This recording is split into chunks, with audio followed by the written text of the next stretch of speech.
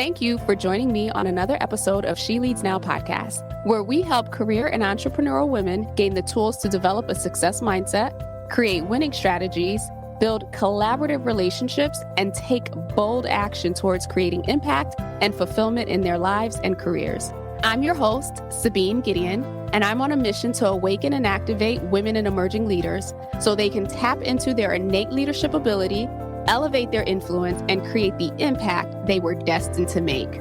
If you're ready to uplevel your confidence, courage, and influence, you've come to the right place. Join me weekly for insights, strategies, and resources to help you grow, develop, and embody the leader you were meant to be, so that you can make the impact you know you are called to make and establish the legacy you've always dreamed.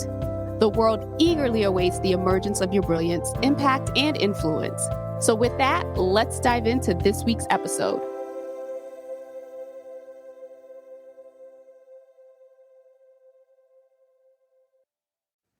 Hello and welcome to another episode of She Leads Now. I'm your host, Sabine Gideon, and we are here for another installment of the Leadhership Reloaded series, reimagining, redefining, and rehumanizing leadership. And so today I have with me the lovely Sara Brooks. And so Sara is a certified family life educator. She is a catalyst for change in the community she serves. Currently employed at Stanford University as a learning and development manager for diversity, equity, inclusion, and belonging. Her main role is to be a resource to the university and help operationalize DEIB at the institutional level. In addition to her full-time role at Stanford University, Sara has a successful consulting platform and is currently consulting for a tech startup that is a subsidiary of Panasonic and other small business clients. Ultimately, she considers herself a human developer and desires for everyone to be the best or next versions of themselves. With that, welcome to the show, Sara. Thank you so much, Sabine, for having me. I'm very honored to be on your platform. Absolutely. It is my pleasure. So you have a lot going on. I would love to hear, and I'm fascinated by the work that you're doing, both on the DEIB space and in your consulting. But before we get into the present day work, walk us through briefly your career journey and what decisions and what roles you've had that have led you to this. Okay. So in undergrad, I got my Bachelor of Science in Business Administration with concentration in marketing from San Francisco State University. And I realized I was doing a lot of work around education and equity and really trying to bridge that gap. And that's where my passion point was. So I relocated to Michigan and I actually got a job as a recruiter for minority enrollment and a program manager. There was another program manager role that was associated with that. And I was in that role for 9 years, creating programming targeted at urban populations.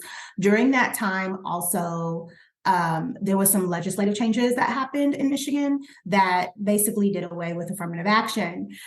So here I was hired to recruit minority students, and then now I'm recruiting urban students within certain populations because it was illegal in the state of Michigan to recruit or give quote unquote preferential treatment to people of color.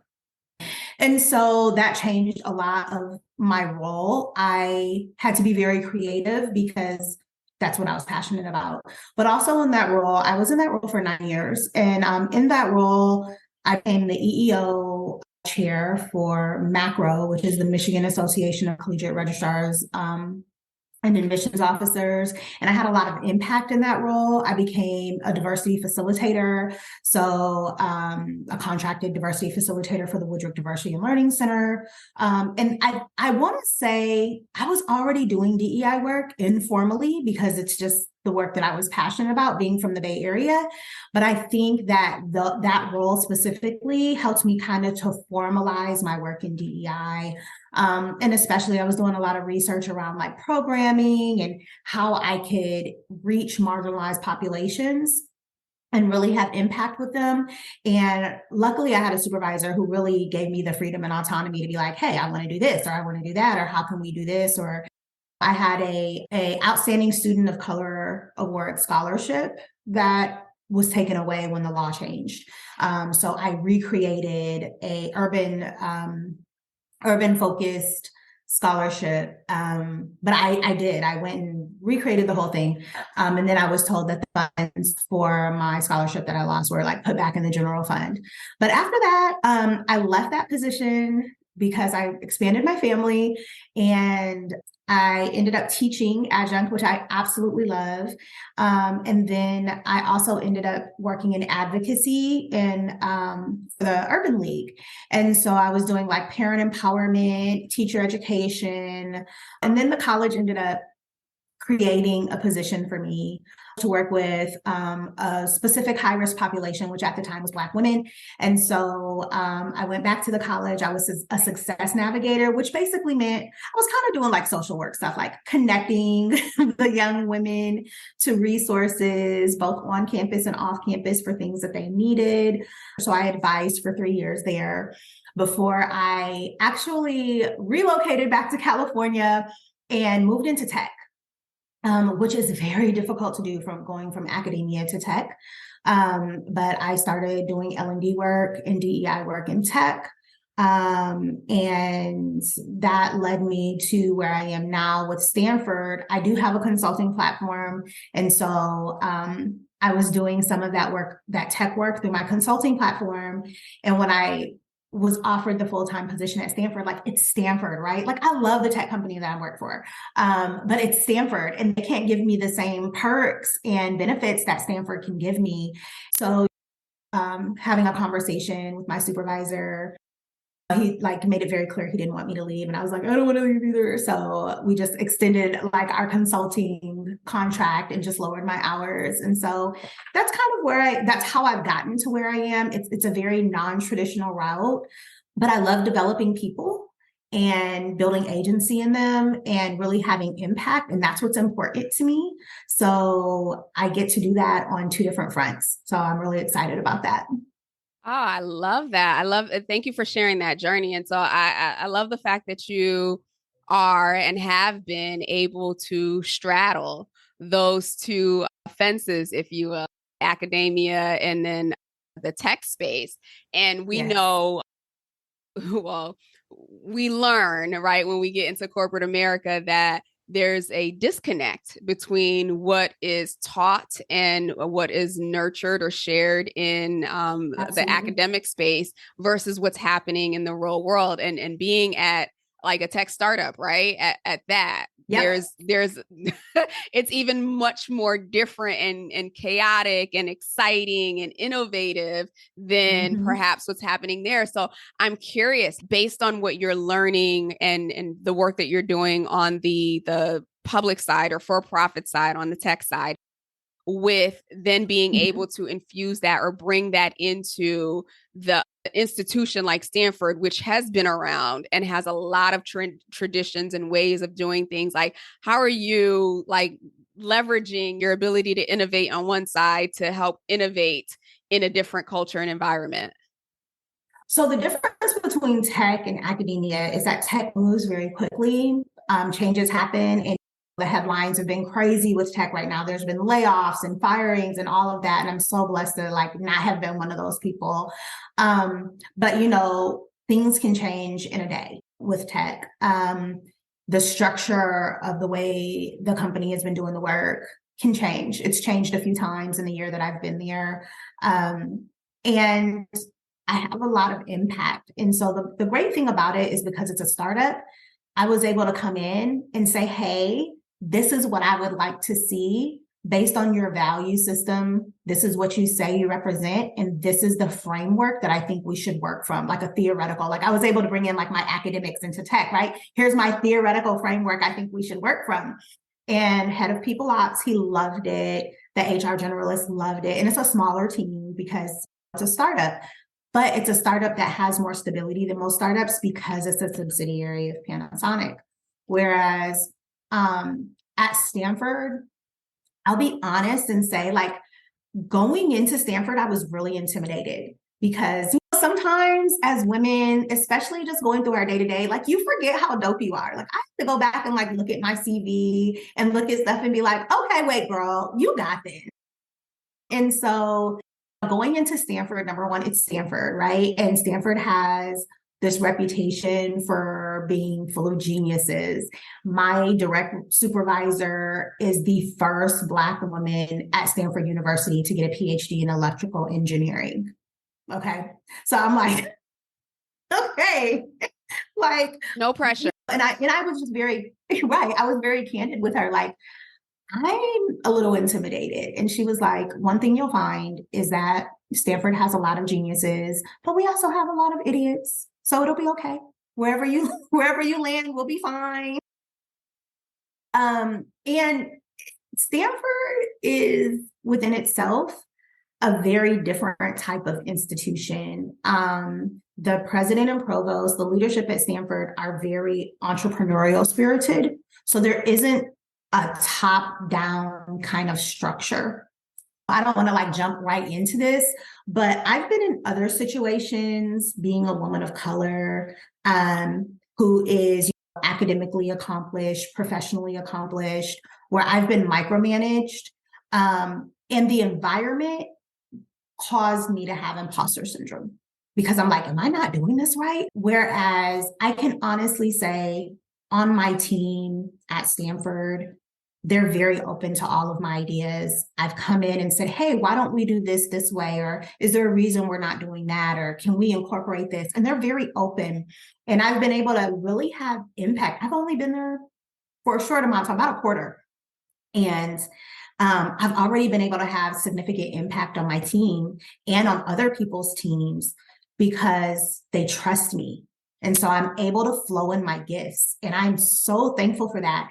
And I've had that kind of work situation before, but I've also not had that kind of work situation before where I'm being micromanaged and people are questioning my work at every turn or questioning my presence and it creates an environment where I'm not actually allowed to work in my flow and to let my talent shine. We work together. Everybody gives input. And one thing I think that I really appreciate about my associate vice president is that she's an engineer by trade, right? And so her thought is always about systems, longevity, and if I decide to leave Stanford tomorrow, how does this work continue, right? If something happens to her or she retires or she leaves, how do we make sure that this work is embedded in systems? And like, honestly, when you think about it, DEI work should be embedded in systems. Thank you for that. So what I'm hearing is on the tech side, you've been able to leverage your knowledge and your expertise around structure and around processes and bring that to a fast-paced, ever-changing environment, and then leverage the fast-changing, ever-changing environment and innovation, and you brought that there. So it's like it's a nice balance that allows you to be who you are and use your gifts and your talents in both spaces without having to almost compartmentalize. Like when I'm here, I'm this person, or I'm doing this and this is my focus. And when I'm here, I'm this person. But really, it sounds like you found a way to blend all of your gifts and talents and be able to express them in these two very, very different environments. That's awesome. I have. And and even like I've talked to some people like in HR at Stanford about I had some constructive criticism about the onboarding process. And so I've had a couple conversations and they're like, oh yeah, we're going to lean into you for that, or we're going to lean into you for this, or hey, employee experience that. And so I have been able, and you know what? It's very fulfilling because I don't feel like there's like, oh, there's this thing that I want to do, but I'm not able to express that here. And yeah, I'm really thankful, very grateful for that. Nice, nice. Well, let's talk about the DEIB space, right? And this could be outside of Stanford. Clearly, in the last couple of years, a platform has been made or permission has been given for us as a society to really explore where are the inequalities, what is equity, and what does that look like, and how do we put that into practice? So having been in this space, right, before it was a hot topic and actually being impacted by it in a very, very negative and challenging way when you were back in Michigan, what are some changes that you've seen in that space of DEIB within organizations and society? And then where are our gaps still? Because at this stage, at the time of this recording, end of 2022, a lot of work has been done. But we also know a lot more work still needs to be done. And so, since you've been in that space of advocacy and that space of trying to right wrongs before it was popular or cool or the thing to do, what have you observed over the last 10 plus years? Okay, that's a loaded question. It so, okay, so I'll say this. Pre George Floyd, let's just call it out, right? Pre George Floyd, I was doing this work, and a lot of times so let me call out exactly how I was doing this work. The way that I was doing DEI work is I was facilitating DEI trainings. I was writing curriculum for DEI trainings. I was delivering that through my consulting platform. And you have the people who are really open to learning, right? And then you have the people who still operate in a lot of fragility. So like literally, I think this morning or yesterday, I read an article that was talking about white women. They have an adverse reaction to being labeled white women or being called out as white women. And the question is like, okay, well, what do we call you then? And so the article was deep because it starts going into like, they're so used to being the majority, and they don't have a problem labeling someone as a Black woman or a Hispanic woman or an Asian woman, but to be called a white woman brings race into a conversation that they don't have to think about. They think of themselves as, I'm just a woman. Because they're the majority, they don't have to think of themselves as white women. So I dealt with a lot of overt fragility doing this work previously. I remember specifically, and so in West Michigan, there's this concept called West Michigan Nice. And the idea is that if I'm nice to you, then I can't be racist, regardless of what kind of decisions I contribute to behind closed doors that may cause you harm, because I don't have to think about that. And so I remember doing a workshop on unconscious bias. And I was talking about how as Americans, we've been conditioned.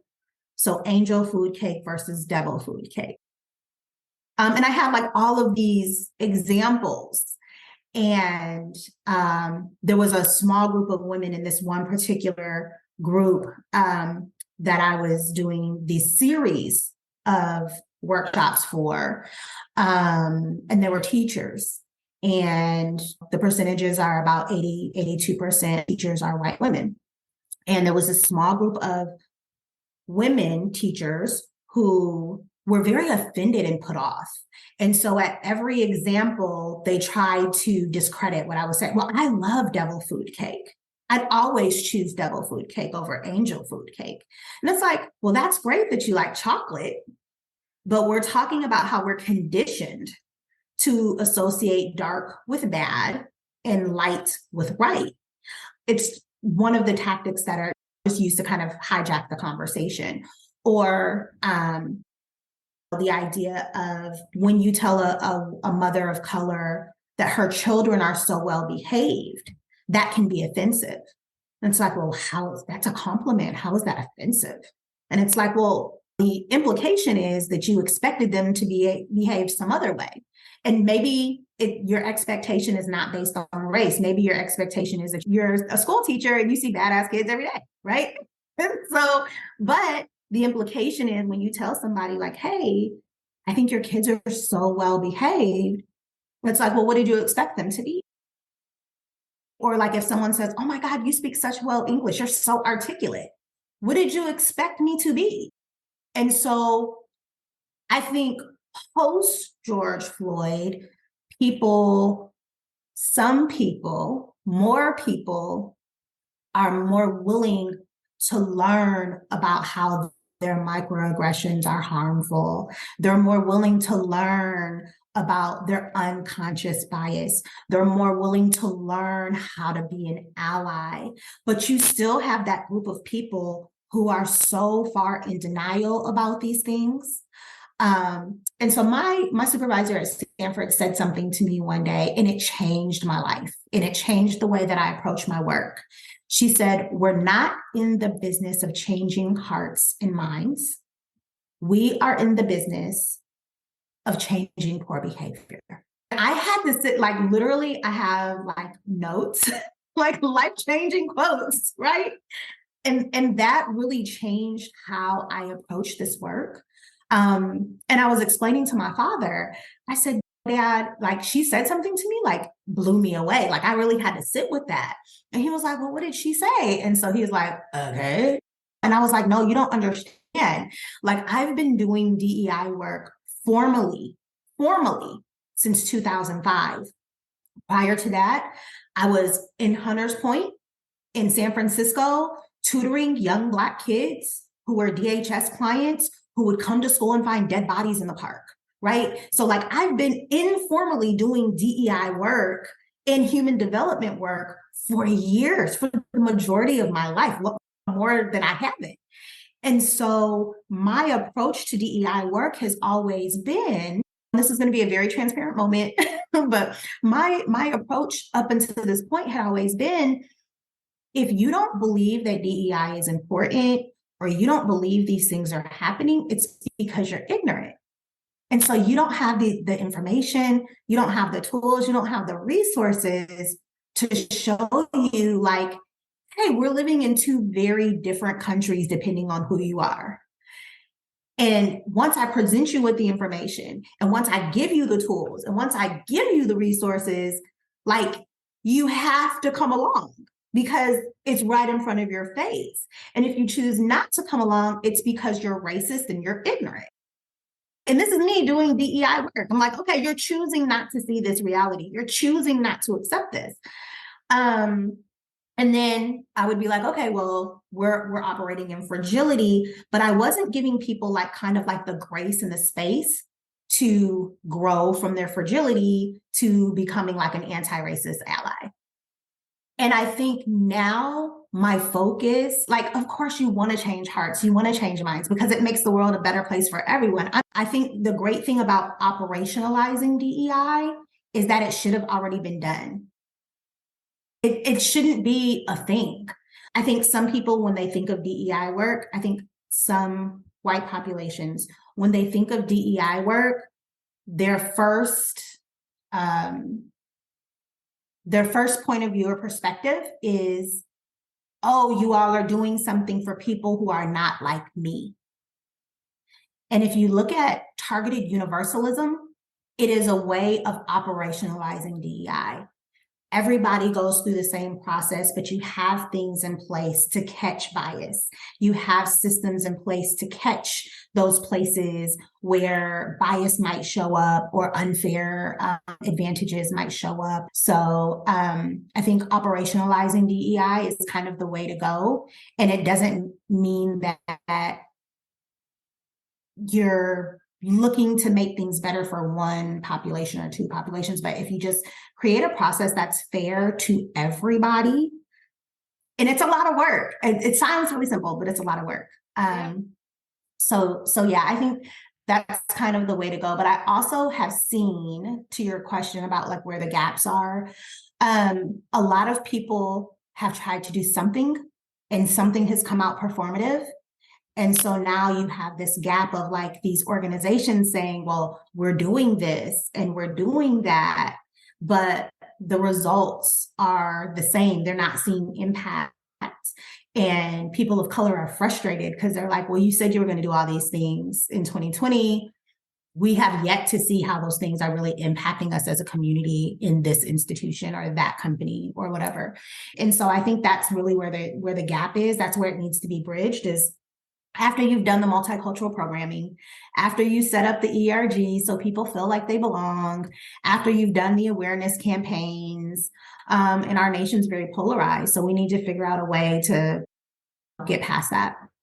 Awesome. Okay, wait. So there's there's so much that I know, I'm you sorry. dropped there. No, no need to apologize. I mean, so many things have come to me as you were talking, things that I hadn't even considered. But I just want to speak to a couple of things that I took notes on. And so initially you had talked about how the article that you read around white women not liking having to be classified as a white woman versus being a woman, and that's something that I hadn't even considered. I think for people from other cultures, we've always referred to them as that, right? But on a grand scale, on a national scale, that hasn't been the case. And so I could see how that is a little bit of a moment of, wait a minute, like I now have a label and I haven't had to wear a label before. And so this human nature to bucket and to assign people into these groups,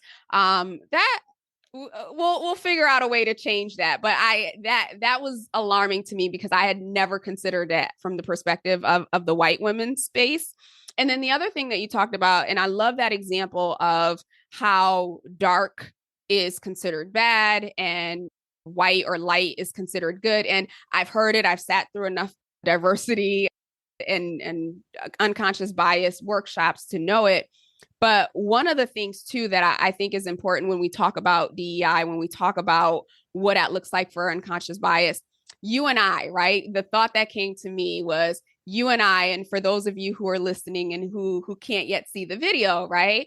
I am of a darker hue, right? Like I'm a dark skinned woman and Sara is light skinned. And even within the quote unquote Black community, there is bias, right? So I want to open this up that the conversation is not necessarily against Black and white, but it's really about how us humans, how we relate to each other, and how the core of what we need to start to shift is one, how we see ourselves and how we can relate to each other, which is what you were talking about towards the end there.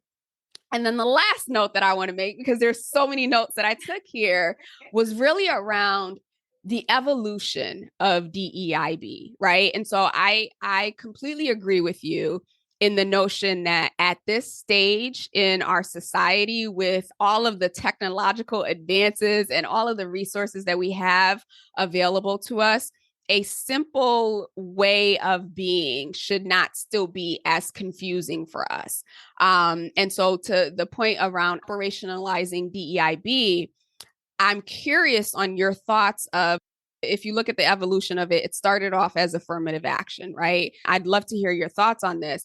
I'm wondering if part of the reason why we haven't been able to operationalize it is because we're still trying to move away from the understanding and the awareness of what was ingrained from the beginning of, hey, this is for them so that they can be okay and they can shut up and they can get some opportunities, right? Because we didn't give them the 40 acres and a mule. Now we're at the space where we're kind of like, okay, we're all on the same page now. It's important. And so now is the time that the pandemic and everything else that has happened has created, where we can really say, okay, let's put some structure to this that looks the same across the board and doesn't necessarily zone in on, oh, it's about people of color, but it's about the human race finding ways to be able to work with each other, create safe spaces, and just be humans. I know that was another loaded statement, but Yes. you dropped so many nuggets on us in that first statement. So Okay, so I just want to go back really quickly. So the thing you were talking about, the colorism is in every social identity identifying race. Asians also have colorism. Indians, East Indians, they also struggle with colorism. So it is actually a global thing. And I think when we talk about colorism, we tend to talk specifically about like America, but it's actually global. I just actually read an article the other day. By the way, that the article on the white women is in Forbes. So if you want to look for it. Now we can move on to the next question. Okay. So the evolving, I would disagree with you that affirmative action started off as kind of like an obligatory thing.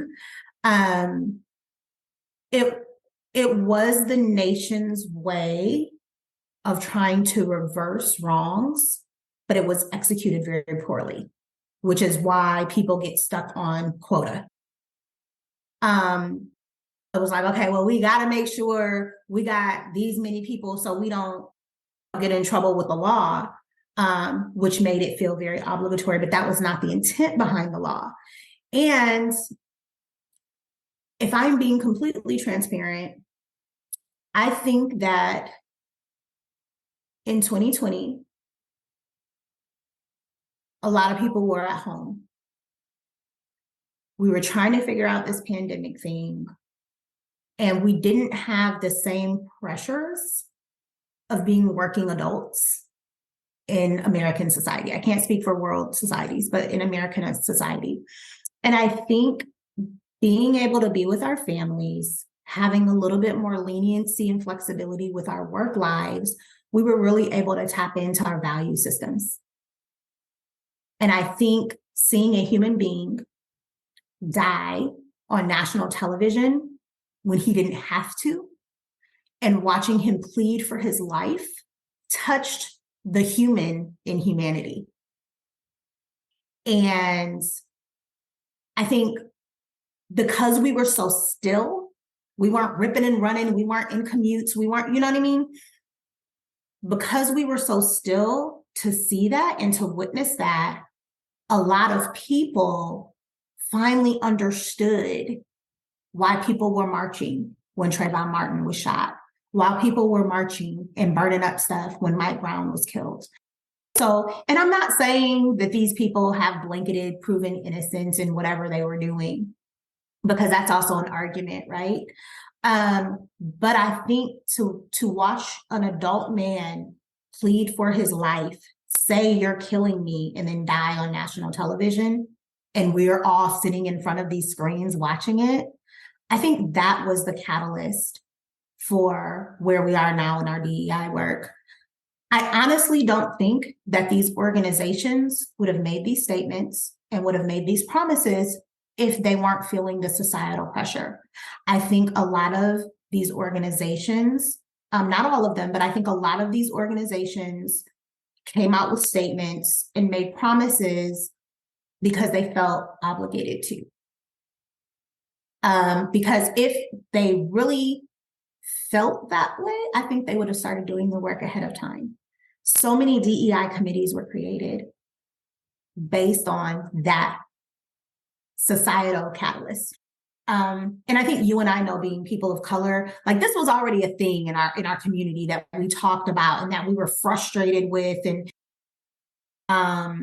but I think because the nation was sitting still, other people, and because we were more connected with our values, other races and other people who really hadn't been seeing this were able to see it for the first time.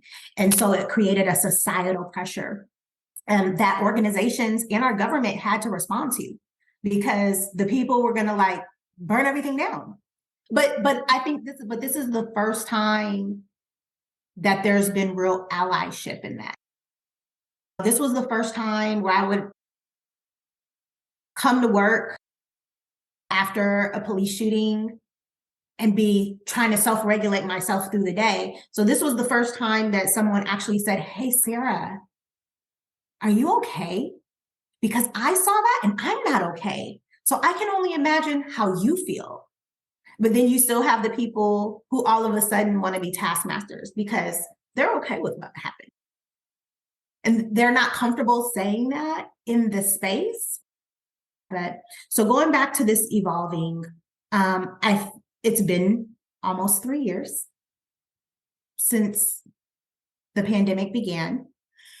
We have a hybrid workforce now, which is new for everybody. Well, everybody, because some tech organizations were already kind of doing hybrid work, or fully remote work. But for a lot of organizations, this is new. We're still trying to figure it out. We're still trying to figure out the kinks. Some people feel like they have to micromanage. Some people are like, hey, I trust you, get your work done. We're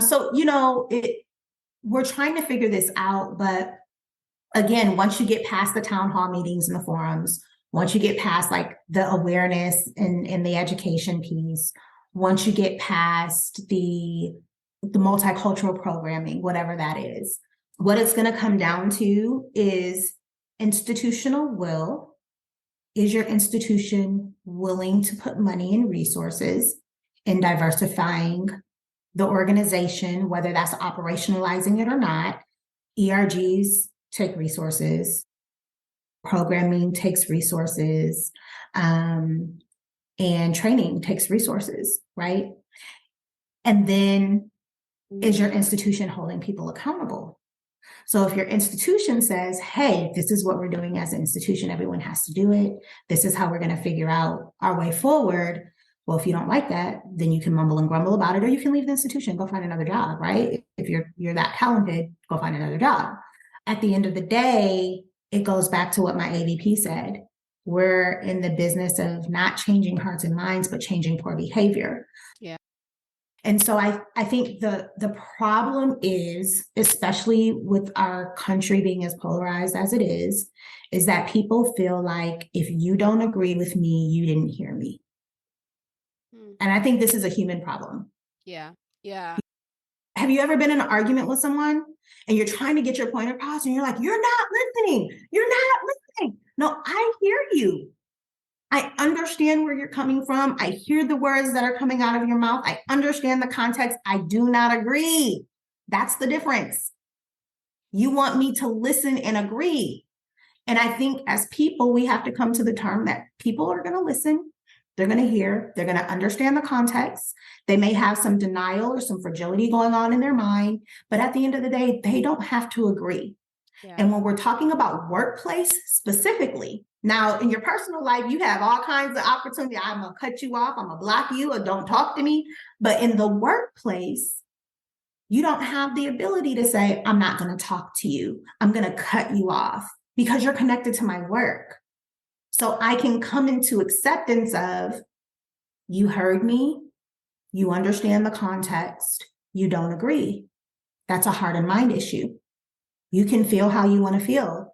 And I respect that because you're a human and I respect you as a human and I'm giving you the autonomy to have your opinion. But what I won't tolerate is poor behavior. And that's when HR comes in, right? Absolutely. Absolutely. Again, so many dimensions and so many nuggets there.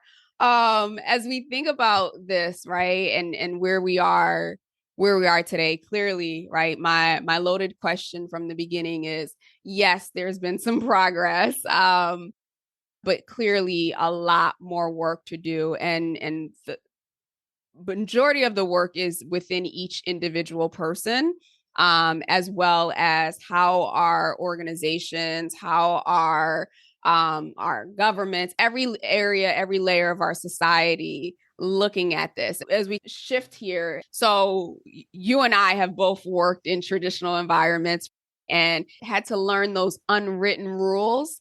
In some cases, the hard way. In some cases, we had mentors and or examples of people who had navigated it successfully. As you're looking at the environment, again, no right or wrong answers here, and probably another loaded question. How do we, from an empowered place, right, take our control back? I think that's the best way to put it. From an empowered place, not from an angry place, not from a place of bitterness, not from a place of I'm getting you back or anything like that, or any of those narratives, but from a truly empowered place. Say, you know what? I've been here. I've been doing this work. I've been showing up, and this is what I want. This is what I'm commanding. And this is how I'm standing in the authority and the power and the influence that I have. So if I had to give my younger self advice, knowing now what I knew then, my statement to her, to younger Sarah, would be stop waiting for permission. For whatever reason, I felt like if I showed up, if I shined, and if I executed well, people would make space for me. They would create opportunities for me. And for a long time, I waited for a seat at the table. And then opportunities would eventually come along and I would get passed over. And when I would go and ask, hey, why didn't I get that opportunity? What could I have done better? One time I was told the other candidates had a lot more experience. I was like, okay, that's a fair answer, right? One time I was told, oh, have you ever seen the Olympics? You know how people win by a millisecond? That's how close it was between you and this other candidate. And when I went and told my professional mentor, he said, well, if that's the case, they should have chosen you. You've invested in this organization. You're the community face of this organization. You've been doing this work full-time for this organization. That other person has been a contingent worker. They have other things going on that is not invested in this organization. If that was really the case, they should have hired you and let that person apply for your job. And then he said, you're going to have to leave here in order for them to value you. And this is an older Black man. He said, honey, you know this person named an older white woman who is in senior leadership. She left here, and when she came back, they understood her value. And so the answer is I would stop waiting for permission. If someone's not going to offer you a seat at the table, you ask for a seat at the table. If they don't want to relinquish a seat at the table, you build your own table. And the way our society is now, it's so easy to do stuff outside of an institution. I'm not confined to this 8 to 5, 9 to 5 gig that y'all gave me. I'm a person that's more than one-dimensional, more than two-dimensional, more than three-dimensional. I have other interests outside of this organization. And if you're not going to give me the platform to really exercise my passions and my talents, I'll find someplace else to do it. You do not have to wait for permission. Make the suggestions. And if you find that your suggestions are being turned away, take them elsewhere. Propose them to another organization. And then when your institution or organization gets upset, you're like, well, I brought this to you guys didn't want it. So these people are willing to do it with me. I'm still working for you, but this doesn't have anything to do with the work I do for you. And then they start to see like, oh, okay. Yeah, I think within the last couple of years, I mean, the term side hustle, right, has been around for a very long time. People have had lives, they've had hobbies, they've had all these things outside of it. I feel like in these last couple of years, though, more and more women have stopped asking for permission and just said, you know what, about this. we're going to have to shift things. And so hence you see the entrepreneurial ventures that are starting. And also to your point, the barrier to entry now to start a business is so low. Like you don't even need a website anymore. Like it's just, okay, this is my skill set. This is what I'm good at, or this is what I'm passionate about. And I'm just going to put it out there and see how that works. I mean, you really don't have to have a website. You can get on one of these sites and put a portfolio out there. And I have clients who are like, okay, Sarah, you don't have the time to do this. I need you to advise on this, but I'm going to go to Fiverr or Upwork to find somebody who can actually execute the work, but I need you still on the team to advise this. And so I'm like, okay, cool. Yeah, because I feel like that in itself is a shift that is happening. While organizations are still trying to figure out DEIB, right, and how to operationalize it and everything, like it's almost like a new ecosystem is being created at the same time that maybe 20, 30, 40 years from now, it won't even matter that it still hasn't been operationalized because there is a new thing, a new way of being, a new way of working, a new way of sharing your skills and your expertise. So Sarah, I could sit here and I could talk to you for hours about this, but I do want to be respectful and mindful of your time. Wanted to shift into the blitz section here, and you've actually answered one of the questions, okay, right? So the what would you tell your younger self? So the other one would be as you look ahead, right? And given everything that you've done so far, everything that I know you will do moving forward, when you look back years, decades from now, what do you want the narrative to be about the impact that you've made? I want people to be able to look at me and say, she was a person of integrity. She did what she said she was going to do. And she did it without harming others. And so, like, at the end of the day, when my life is over, which I hope that'll be decades from now, but when my life is over, I want people to be able to look at my life and say, she was very impactful, she was intentional, she was purposeful, and she did it with integrity. And that's what's important to me. I love that. Thank you for sharing that. And then second to last question here is, I'm a firm believer, clearly you're a reader as well, but I'm a firm believer that leaders are readers. And so I'm curious, have there been any books, or is there one book in particular that has been impactful in your growth, in your development, either personally or professionally? You Are a Badass: How to Stop Doubting Your Greatness and Start Living an Awesome Life by Jen Cicero, and The Four Agreements by Don Miguel Ruiz. So, You Are a Badass helps me remember I'm dope and I'm worthy. I should feel valued. And I am talented. I'm skilled. And so when I picked up You Are a Badass, I think I picked it up at the airport, girl. But when I picked up this book and I started reading it, it reminded me of how dope I am. And sometimes I talk to people, like there's one of my coworkers at Stanford. She was like, girl, we were doing something together. She was like, before we did this, I went and looked you up. You are so dope. She was like, I was on your website. I was doing all these things. And I was just like, girl, I be forgetting. Okay. So I literally keep a list of things that I've accomplished and things that I've done so that I can go back and be like, oh, that's right, I did that. Because you forget in your day to day. Yeah. And then the four agreements in the back of my book, I wrote these affirmations. Today, I will say what I mean and mean what I say. I will use my words for good and not evil. Today, I will not take things personal. Mean people are struggling with their own issues. It is their problem. I won't make it mine. 3, today, I don't make assumptions. I will ask questions about the things I don't understand or know.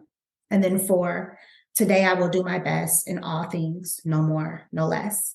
And those are my affirmations based on the 4 agreements in this book. So those are the 2 books that I think have really helped me find my footing through all of these transitions, through the pandemic,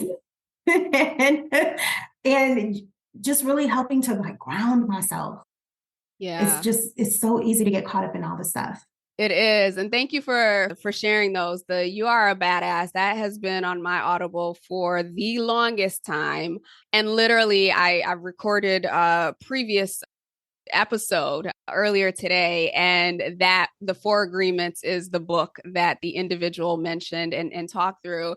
And I literally just said on that episode, like, hey listeners, like this is like the 4th or the 5th time someone has recommended this book, like there's a reason. And then here we are recording this episode, and that is the book that you're bringing. So that is a reminder to me. I mean, I'm not into signs or anything like that, but I do look for opportunities where growth is available. And so I feel like it's a growth opportunity. So Sabine will be listening to that book again. Well, both books, but certainly for you all who are listening who have not yet picked up the 4 agreements, I would strongly, strongly, strongly encourage you to do so. And I love the fact, Sara, that you took it a step further of not just memorizing the 4 agreements or even just internalizing the 4 agreements as they are, but you made them your own so that it's real and it's true to you through the affirmations that you created. And last and certainly not least, Sara, if the audience is looking to connect with you, they want to learn more about the work that you do, where do you hang out? How can they get in touch with you? I'm on LinkedIn. I'm on Facebook and Instagram as The Brazen Horses. LinkedIn, Sara R.H. Brooks.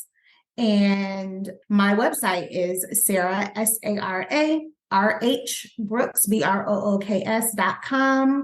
Love it. Love it. So we will include all of those links in the show notes. Sara, thank you so much. This has been such an enlightening conversation on so many different levels. I always enjoy talking to you, Sabine. Same here. There are some things that I even am going to just sit with based on what you've shared. And so thank you for that. And for those who are listening, I pray that you caught some tidbits as well. And if there are areas that in your life, in your mindset, in your thinking, if you will, that you have been triggered by, right? I would invite you to lean into those triggers, or even if they're positive triggers, right? Triggers are triggers, but lean into that and really allow yourself the space to do the work that's necessary to get you to the next place.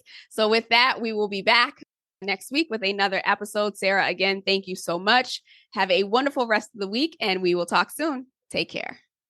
Thank you. Thank you for tuning in to another episode of She Leads Now. If you found today's episode helpful or got a piece of insight that you plan to implement in your business or organization, I would love to hear from you. Connect with me on LinkedIn at Sabine Gideon, that's my handle, and send me a private message. Or feel free to go ahead and leave a review on either Apple or Spotify. I also invite you to share this episode with anyone in your network who you think might benefit from this content. Lastly, be sure to check the show notes and the description below for links to resources, including relevant downloads, articles, and any upcoming training. Until we chat again, have a blessed and powerful week.